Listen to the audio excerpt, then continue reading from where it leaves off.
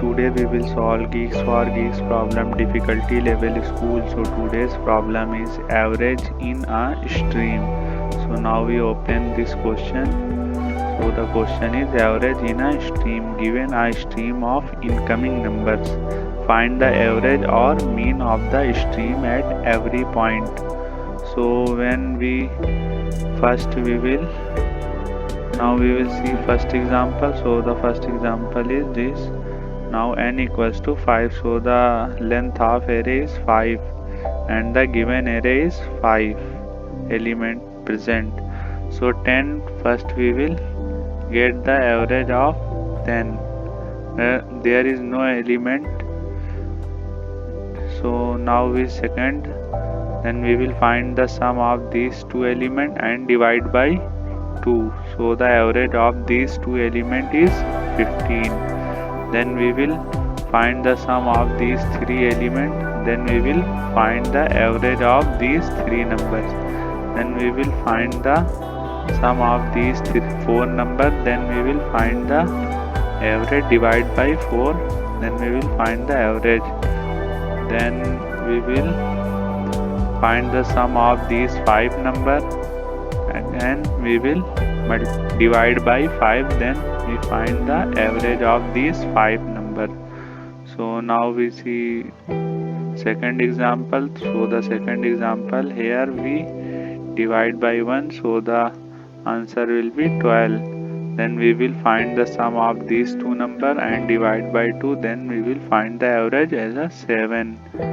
So your task, you don't need to read input or print anything. Your task is to complete the function stream average, which takes the array of the integer r and n as input parameter and return an array of float denoting the average at every point in a stream.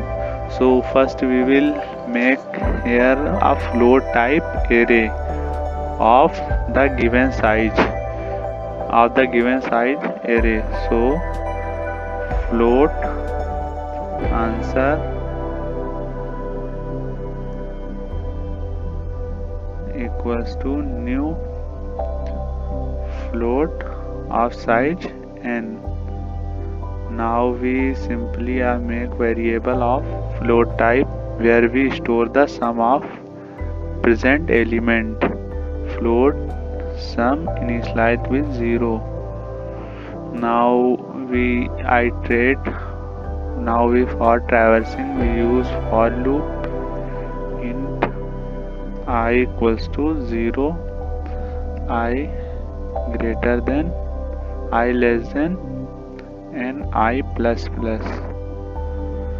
So now we will find the sum. So sum equals to array of I. Here we store the sum of elements. So after the calculating the sum, then we will store the average in floating type array. So sum divide by I plus 1. Here we store the average of. So now we will simply return the float type array as an answer. So now compile and run.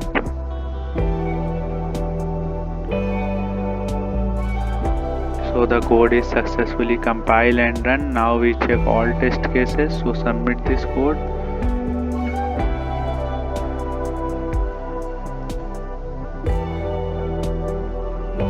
So the code is successfully compiled and run and all test cases successfully passed. So thank you for watching this video. Like and subscribe the channel and press bell icon. Thank you.